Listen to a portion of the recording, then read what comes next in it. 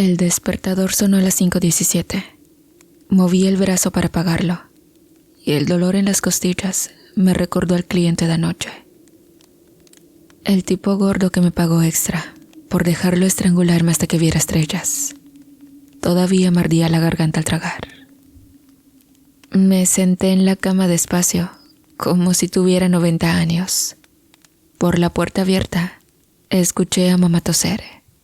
Esa tos que suena como a perro moribundo. 3 veces por la noche me había levantado para darle agua. Las pastillas ya no le hacían efecto. Caminé hasta el baño, agarrándome de las paredes. La bombilla parpadeó 2 veces antes de encenderse. En el espejo, vi los moretones en el cuello, marcas de dedos moradas y los ojos inyectados en sangre. Me lavé la cara sin mirarme más. El agua de la regadera me dejó sin aliento cuando cayó sobre los moretones de las costillas. Me limpié con cuidado, evitando donde la piel estaba morada. El jabón picaba en los rasguños. Al vestirme, noté que el sostén izquierdo ya no cerraba bien. El alambre salía por un lado, pero no tenía otro. Cuando salí del baño, mamá ya estaba sentada en la cama, cubierta con la misma cobija delgada de siempre. «Otra vez te lastimaron», dijo. No era pregunta. Fue un accidente en la escuela. Un niño me empujó contra el pizarrón», le dije. Mentirle era más fácil que ver su cara. Le di las pastillas con un vaso de agua. El frasco solo tenía 4 cápsulas. La farmacia cobraba el doble desde que empezaron los rumores sobre mí. Minutos después, salí rumbo a la escuela. El cielo aún estaba oscuro y el camino lleno de hoyos. Estoy segura de que cualquier político ganaría las elecciones presidenciales tan solo dedicándose a tapar los baches de las calles de México.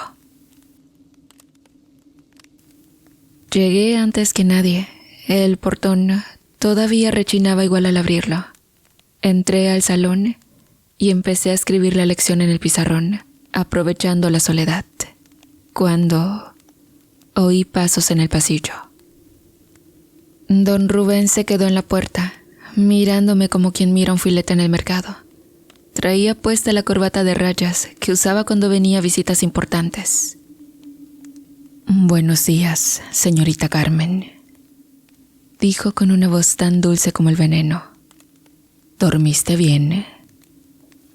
Seguí escribiendo. No contesté. Él no era grato para mí. «Mañana vienen los inspectores de la SEP», añadió, entrando al salón y cerrando la puerta tras de él. «Sería una pena que alguien les contara sobre tus actividades extracurriculares». «No tengo nada que esconder», respondí sin voltearlo a ver. Se rió y sacó algo del bolsillo. Era mi foto, la de la credencial de maestra, pero alguien le había pintado cuernos rojos y una cola del diablo. «¿Estás segura?», preguntó, mientras dejaba la foto sobre mi escritorio. «Porque el padre Morales ya preguntó por qué una mujer como tú trabaja con niños». Después se marchó sin decir más. El timbre sonó poco después y los niños comenzaron a llegar. Tarde, como siempre, faltaban 5. «Señorita», dijo Luisito al entrar, «mi mamá dijo que no me siente cerca de usted». El salón se quedó callado. Hasta los grillos afuera parecieron dejar de cantar. «¿Por qué dice eso, Luis?», pregunté, tratando de mantener la voz firme. El niño miró al suelo. «Pues dijo que usted que les hace cosas feas a los hombres por dinero». Algunos compañeros se rieron. Otros me miraron como si de pronto tuviera colmillos. Saqué el libro de matemáticas y empecé la clase como si nada, pero las páginas temblaban en mis manos. Cuando terminó la jornada, recogí mis cosas con prisa. Esa noche tenía otra cita. Necesitaba el dinero. El sol ya se había escondido cuando llegué al motel Cielo Azul, que estaba más vacío que de costumbre. Solo 2 camionetas en el estacionamiento. El dueño, un viejo con un ojo de vidrio, ni siquiera me saludó al pasar. El cliente era nuevo, un tipo flaco, con tatuajes de lágrimas bajo el ojo. No dijo una sola palabra al entrar al cuarto. Solo dejó el dinero en la mesa y se desabrochó el cinturón. Más tarde, al salir al pasillo, vi una camioneta negra estacionada al fondo. Don Rubén estaba apoyado en el cofre, hablando por teléfono. Nuestras miradas se cruzaron por un segundo, antes de que yo corriera al baño a vomitar. Ya en casa, poco antes de la medianoche, al acercarme a la puerta, noté algo en el suelo. Al encender la luz del porche, vi que era un muñeco de trapo, como los que venden las viejitas en el mercado. Tenía un hilo rojo atado al cuello y algo duro adentro. Lo llevé a la cocina y lo abrí con el cuchillo. Dentro encontré 3 cosas. Una foto mía saliendo del motel. Un recorte de periódico sobre una maestra despedida por conducta inmoral. Un mechón de cabello rubio, igual al de mamá antes de la quimio. En todas las fotos, alguien había dibujado cruces negras sobre mi cara. Esa noche no dormí. El cuerpo me dolía, pero más el alma. Me quedé acostada, con los ojos abiertos hasta que el amanecer pintó de gris las paredes. Me desperté sobresaltada con la almohada empapada. Al principio pensé que era sudor, pero al encender la luz vi que era sangre. No solo de la nariz, también de los oídos. Corrí al baño y me miré en el espejo. Mi reflejo parpadeó un segundo después que yo. Me acerqué más y entonces vi algo moverse detrás de mí. Una sombra alta. Me giré de inmediato, pero no había nadie. «Carmen», mamá gritó desde su cuarto. «¿Quién está contigo en la cocina?» Corrí con el cuchillo todavía en la mano. La cocina estaba vacía, pero sobre la mesa había 3 monedas ensangrentadas. En la pared, escrito con lo que recé fuera pintura, decía: «Ya te vimos». A la mañana siguiente, volví a la escuela. Don Rubén me esperaba en la entrada con un sobre en la mano. «Última oportunidad», dijo sin rodeos. «Firma tu renuncia hoy y te doy 3 meses de sueldo». Le escupí en los zapatos sin pensarlo y me fui a dar mis clases.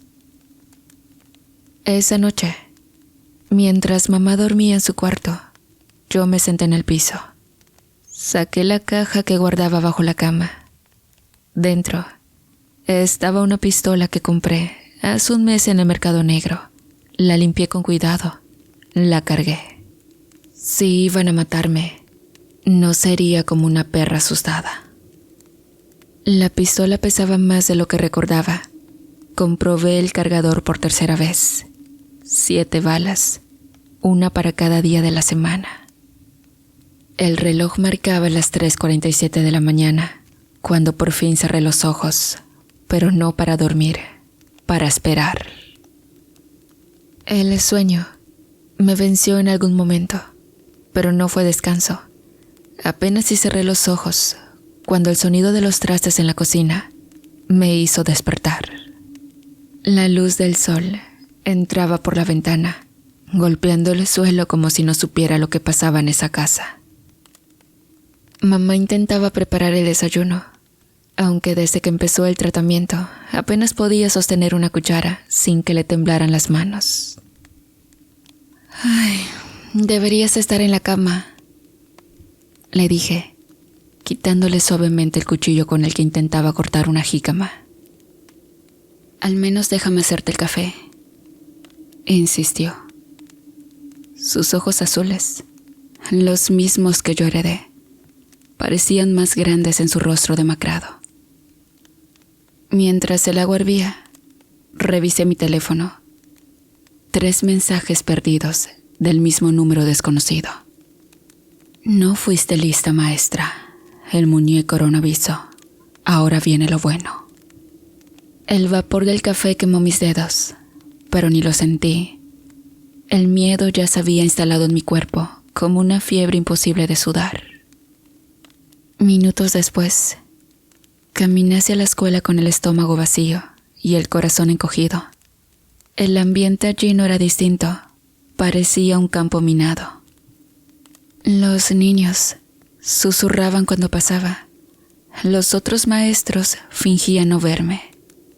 Don Rubén no apareció por allí, pero su presencia colgaba en el aire como el olor a podrido antes de la tormenta.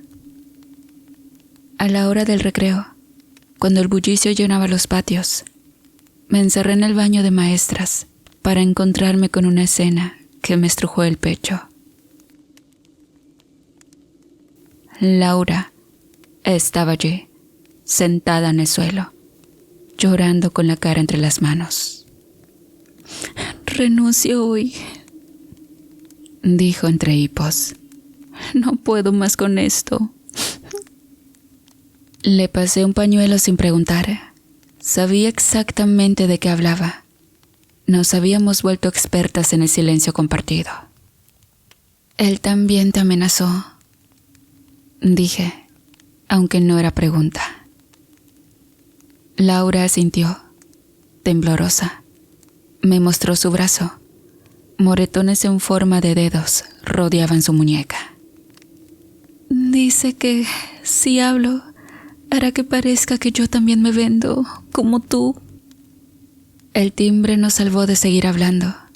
Salimos del baño como si nada, con las caras lavadas pero las heridas más expuestas que nunca. Esa noche, al llegar al cielo azul, el ambiente ya anunciaba que algo no andaba bien. Había 5 camionetas en el estacionamiento, clientes nuevos, y clientes nuevos siempre significaban problemas. Apenas crucé la puerta, el dueño me interceptó antes de que pudiera llegar a mi habitación asignada. «Te toca el 12 hoy», dijo, escupiendo al suelo sin mirarme. El cliente pidió específico. Tragué saliva. El cuarto 12 era el más apartado, al final del pasillo, donde la luz casi no llegaba. Caminé hasta allí como quien avanza hacia una trampa ya sabida. Dentro, un hombre con sombrero me esperaba sentado en la cama. «¿Carmen?», preguntó, con una voz que no coincidía con su cuerpo fornido. Asentí en silencio, cerrando la puerta tras de mí. No tuve tiempo de pensar, ni de correr. «Don Rubén manda saludos». Antes de que pudiera reaccionar, algo duro golpeó mi cabeza. El dolor fue lo primero que sentí al despertar. Luego, el frío, el hormigón helado bajo mi espalda desnuda. Intenté moverme, pero las cuerdas cortaban mi piel con cada intento. Una luz cegadora se encendió de pronto, lacerando mis párpados. «Despierta, blasfema», dijo una voz que reconocí al instante, el padre Morales. Parpadeé, luchando por ver entre las sombras. Poco a poco, las figuras se definieron. Don Rubén estaba allí, fumando un puro. A su lado, el policía municipal que siempre patrullaba cerca de la escuela. Y al fondo, encorvada en una silla, mamá. Don Rubén soltó una carcajada áspera. «No te preocupes, Carmen. la invitamos a esta pequeña reunión familiar. Sacó algo de su bolsillo, otro muñeco de trapo, pero este tenía el pelo rubio de mamá cosido en la cabeza. ¿Sabes?, dijo, mientras jugueteaba con el muñeco. En este pueblo hay dos tipos de personas, las que callan y las que desaparecen. El policía se acercó, sosteniendo una jeringa en la mano. El líquido burbujeaba dentro del tubo, como si tuviera vida propia.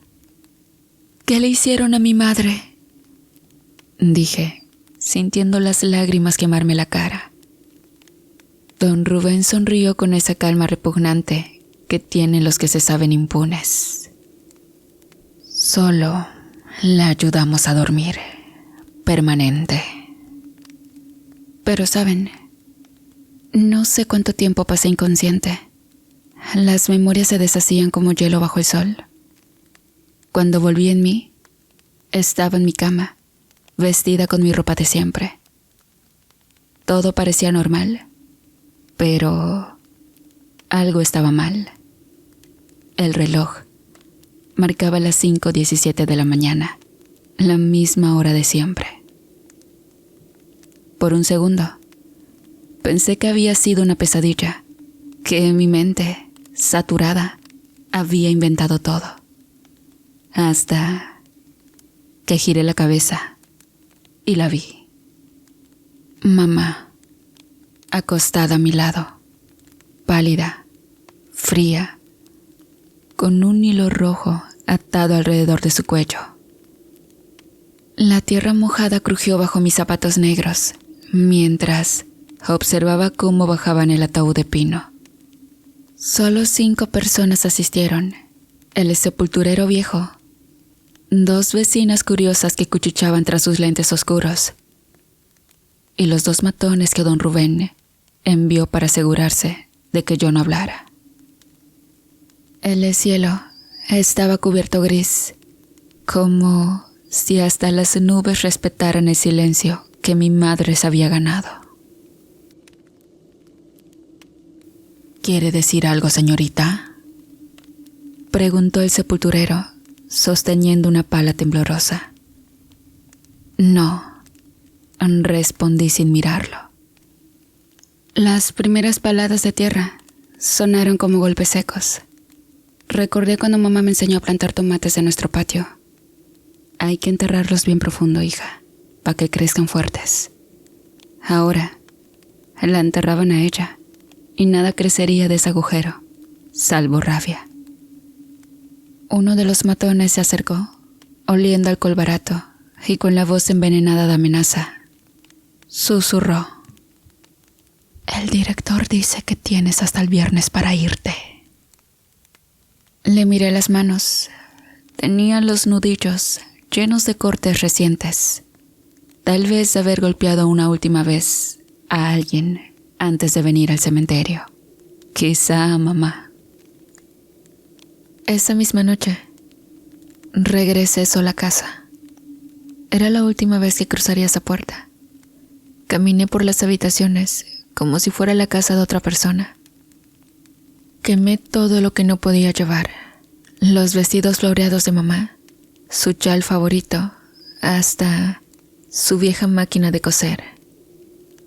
El fuego crepitaba en el patio trasero, mientras empacaba lo esencial: una pistola, 7 balas, el frasco casi vacío de morfina y un álbum de fotos donde ella aún sonreía. Desde la calle, un hombre observaba. Era el policía municipal de antes, ahora con insignias de comandante. Se mantenía erguido, fingiendo autoridad, pero sabía quién era yo. «¿Qué hace, suripanta?», gritó cuando vio las llamas. Le apunté con la pistola sin vacilar. «Recordando», dije. No volvió a hablarme. Después, tomé mis cosas y salí. Todo lo que no había llorado en años Lo lloré del camino de mi casa hacia la terminal. Me subí al autobús y me marché. Con nostalgia me alejaba de aquel lugar, sabiendo que me había quitado más de lo que me había dado. Pasaron 4 años. No dejé rastro. Cambié de nombre, de personalidad, de manera de hablar. Pero la memoria no olvida, y el cuerpo menos. Regresé en un autobús que me dejó en la misma terminal polvorienta. Todo olía igual, a orines, a tortillas quemadas, a indiferencia. El primero en la lista era el comandante Salazar. Lo seguí durante 3 días. Aprendí su rutina, sin prisas. A las 7 de la mañana, salía de la casa de su amante, una joven que apenas pasaba la mayoría de edad y que trabajaba en la tortillería de la esquina. A la 1 de la tarde, comía pozole en El Paisano. Y los jueves, a las 11 de la noche, visitaba el motel Cielo Azul. Siempre pedía la habitación número 8. Esperé allí la 4ª noche, en el callejón, oculta entre sombras y humedad. Con nervios, pero con decisión, me mentalicé. Él caminó mientras verificaba que su bolsillo tuviera una buena cantidad de condones cuando lo hice. ¿Quién chinga? Alcanzó a decir antes de que el taser lo dejara convulsionando en el lodo. Cuando despertó, estaba amarrado a una silla en un almacén abandonado. Frente a él, las fotos de mamá sonriendo. Encendí la linterna y apunté directo a su cara. ¿Reconoces a esta mujer?, pregunté con voz firme. Él solamente imploró porque lo dejara libre, pidiendo perdón bajo la excusa: tengo familia. Yo igual tenía, pero gracias a ti y a otros ya no tengo, respondí. Mami, este cabrón sonrió al verte morir. Ahora te toca hacer lo mismo, dije, con lágrimas en los ojos. No, yo no fui, fue el pal. No lo dejé terminar. Tomé el cortaúñas y le arranqué la uña del dedo índice. Gritó como un animal herido. Mintiendo, pierdes piezas, le dije, mientras sacaba una pinza oxidada de la bolsa. Durante 2 horas habló. Lo sacó todo. Cómo ayudó a don Rubén a estrangular a mamá con una cuerda de cortina. Cómo enterraron las pruebas bajo los cimientos de la nueva iglesia. Y los nombres de las otras 3 maestras que desaparecieron cuando intentaron hablar. Cuando no quedaba más por decir, le inyecté una dosis doble de la morfina de mamá. Se le aflojaron los párpados y cuando empezó a babear, lo arrastré hasta el río. Le disparé justo en el estómago, donde él había disparado a la última maestra que intentó denunciar al sistema. El segundo en la lista fue el padre Morales. El hábito de monja robado me quedaba grande, así que lo ajusté con alfileres mientras practicaba frente al espejo. Ensayé una voz suave. Padre, necesito confesarme. Y bajé la mirada, imitando a las novicias que había visto en las películas. Me aseguré de cubrir con maquillaje corporal el tatuaje de la espalda. La cruz de madera que llevaba colgando era de un Cristo que compré en el mercado, pero esa noche trabajé en ella hasta convertirla en un arma. 2 días después, la iglesia olía a incienso y cloro cuando crucé sus puertas. Morales estaba solo, contando las limosnas del domingo. Me acerqué con las manos juntas, como si rezara, y dije: bendición, Padre. Sus ojos se detuvieron en mi escote. Había modificado el hábito. para dejar al descubierto un poco de piel. No te reconozco, hija. ¿Eres nueva en el convento de Santa Clara?, preguntó. Sí, padre, mentí sin pestañear. Vine por instrucción especial. Le mostré un sobre con 2,000 pesos y lamí la cruz con lascivia. Sabía bien de su debilidad. Fue él mismo quien cerró con llave las puertas principales. Para no ser interrumpidos, murmuró, con esa sonrisa de puerco satisfecho que tanto despreciaba. Dentro del confesionario, su respiración se aceleró apenas le toqué la rodilla. Sus manos, que olían a vino y dinero, no tardaron en agarrarme. Su error fue no revisar mis manos bajo el hábito. Cuando bajó la cabeza para besarme el cuello, actué. La primera puñalada fue entre la tercera y cuarta costilla. Salió sangre oscura. La segunda fue un giro de 90 grados para ampliar la herida. Y la tercera fue directo al cuello, alcanzando una arteria. El sonido de sus costillas rompiéndose fue claro. Luego vino el gorgoteo de sangre en sus pulmones y el rasgado de su sotana mientras forcejeaba. Su cuerpo quedó sentado en el confesionario, como si estuviera dormido. Me encargué de eliminar toda evidencia. Mi cabello estaba perfectamente recogido dentro del hábito. No dejé ni una hebra. Usaba guantes de látex bajo las mangas, así que no hubo huellas. Limpié la sangre con su propia estola, especialmente la que había salpicado la cruz. Como toque final, le coloqué un billete de 500 pesos en la boca.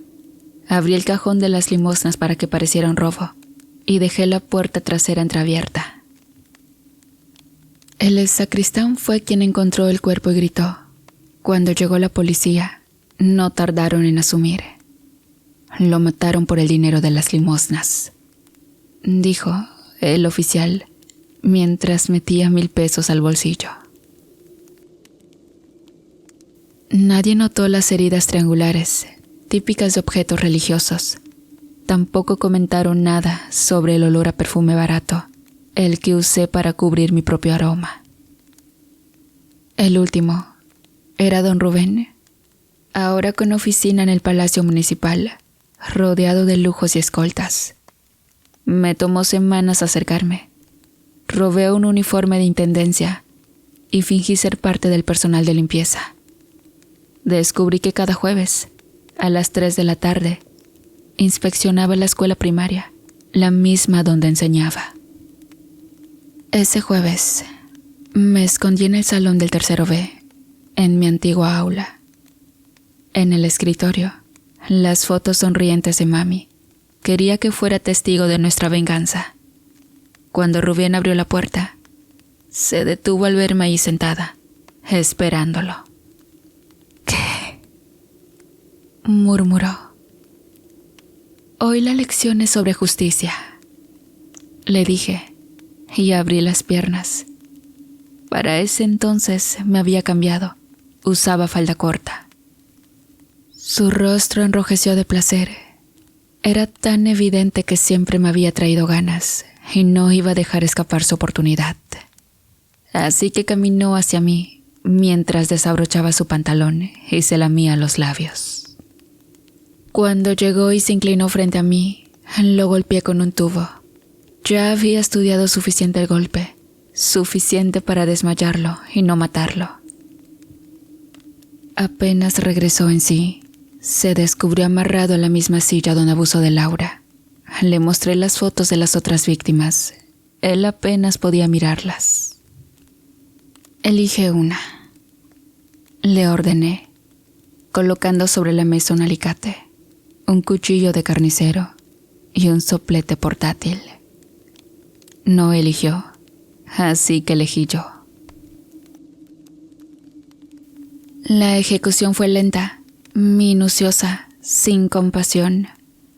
Cuando los bomberos llegaron al día siguiente, tras el incendio en la escuela, no pudieron identificar el sexo del cadáver.